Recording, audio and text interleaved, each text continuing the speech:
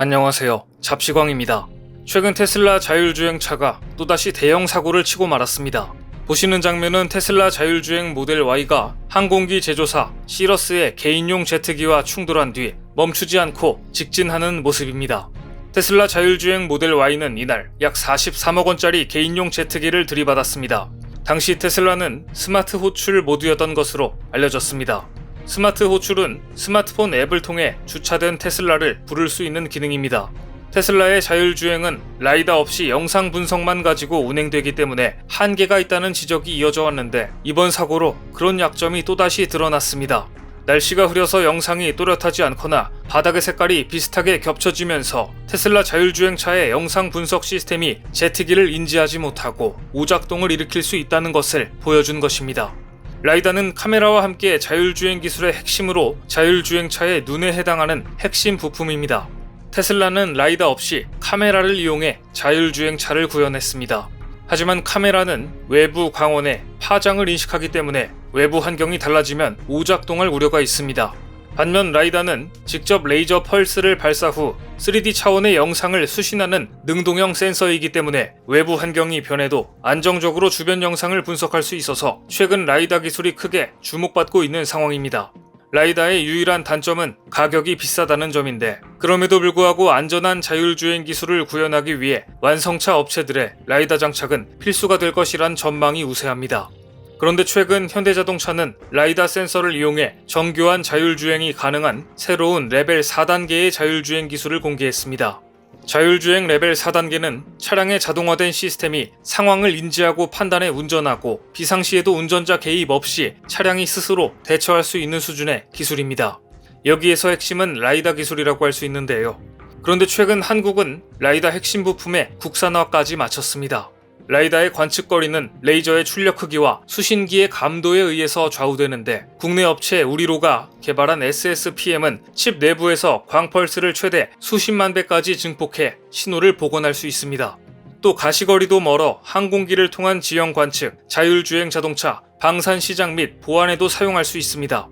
우리로가 갖고 있는 라이다 관련 기술력은 세계적으로도 몇 안 되는 기업들이 개발해 성공했을 정도로 희소해 현재 글로벌 방산업체 등 해외 기업들의 문의가 이어지고 있습니다. 현대차의 자율주행 기술은 전 세계 최대 자동차 시장인 미국에서 확고하게 자리를 잡아가고 있습니다. 최근 현대자동차가 20억 달러를 투자한 자율주행 벤처기업 모셔널이 미국 라스베이거스에서 승차 서비스 회사 비아와 손을 잡고 로보택시 서비스까지 개시했습니다. 모셔널은 내년 말 라스베이거스에서 현대가 만든 완전 무인 전기차를 출시할 예정입니다. 반면 일본의 자율주행 기술은 아직 갈 길이 멉니다. 일본 차의 대명사 도요타는 최근 연이어 악재가 터지며 치명타를 맞고 있습니다. 도요타가 야심차게 선보인 자율주행차 E-팔레트는 2020 도쿄올림픽 선수촌 안에서 길을 건너던 선수와 충돌해 선수에게 전치 2주의 상처를 입히며 국제적인 망신을 당한 기억이 있는데요. 그만큼 도요타의 자율주행 기술력은 떨어집니다. 그런데 진짜 문제는 도요타가 만일 신기술을 개발하더라도 그 기술은 누구나 알 수 있는 공개 기술이 될 수밖에 없다는 사실입니다. 최근 해커들은 도요타의 기술 자료를 마치 자기 것인 양 퍼나르고 있습니다. 이 정도로 도요타의 IT 보안 기술은 허술합니다. 현대차가 안전한 자율주행 기술의 완성을 눈앞에 두고 있는 사이 최근 도요타의 핵심 부품 계열사 덴소가 또다시 대형 해킹을 당하고 말았습니다. 덴소 독일 법인은 독일에서 도요타의 부품 설계, 개발, 판매 등을 담당하고 있는데 신흥 사이버 그룹 판도라의 랜섬웨어 공격을 받고 발주 서류, 도면 등 15만 7천 건 이상의 데이터를 해킹당했습니다. 더욱 망신스러운 점은 판도라는 이미 전날 온라인상에 덴소의 기밀 데이터를 훔쳐 공개할 것이라는 취지의 협박 성명을 게재하고 실행에 옮겼지만 막지 못했다는 점입니다. 지난해 12월에도 덴소의 멕시코 공장은 랜섬웨어 공격을 받아 직원들의 개인정보가 유출된 바 있습니다.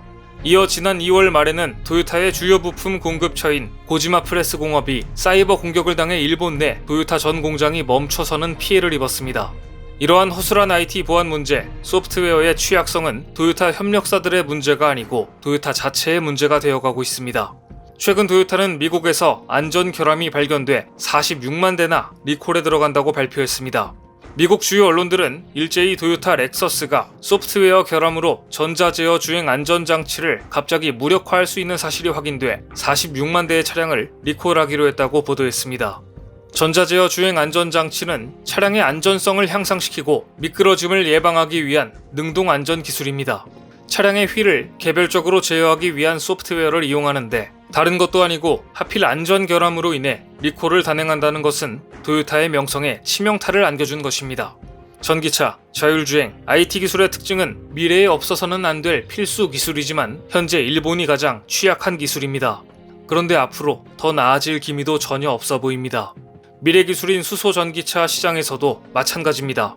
그동안 전 세계 1위를 차지하던 토요타는 올 상반기 현대차의 수소 전기차 판매량 1위마저 내주고 말았습니다. 에너지 전문 시장조사기관 S&E 리서치에 따르면 올 1에서 3월 전 세계 수소 전기차 판매 대수는 3,939대로 작년 동기 대비 2.7% 감소했는데 차량용 반도체 수급난과 우크라이나 침공 사태 등 대외적인 변수로 현대차 넥소와 토요타 미라이의 판매가 모두 부진했기 때문이었습니다. 하지만 어려운 상황 속에서도 현대의 전기 수소차 넥소의 시장 점유율은 43.4%로 토요타와 혼다를 제치고 1위에 올랐습니다. 토요타의 미라이 2세대 신모델의 경우 판매량이 급감해버렸습니다. 그동안 일본 내에서 일본 경제 침체에 대해 쓴소리를 해온 경제학자 노구치 유키오 명예교수는 최근에도 한국과 일본의 경제를 비교해 일본인들이 들으면 기분이 상할 만한 직격탄을 날렸습니다. 일본처럼 한국도 최근 무역수지 적자가 났다. 그럼에도 불구하고 한국의 경상수지는 흑자를 유지했다. 한국의 원유 수입액은 세계 4위로 일본보다도 많아졌다. 특히 GDP에서 원유 수입이 차지하는 비중으로 보면 일본의 2배 이상이다.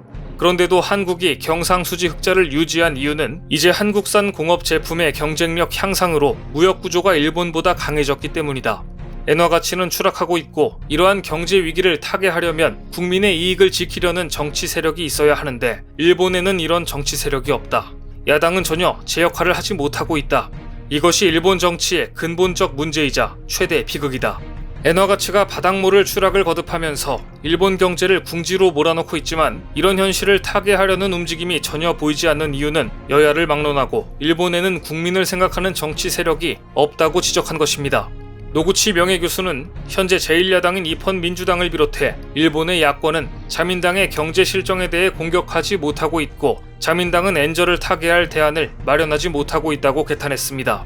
그러면서 이제 엔화 가치 하락은 단순히 환율 문제가 아니라고 지적했습니다. 한국에는 있고 일본에는 없는 것, 즉 일본의 기술력 하락이 일본 산업 전체의 하락으로 이어지고 있다고 해석한 것입니다.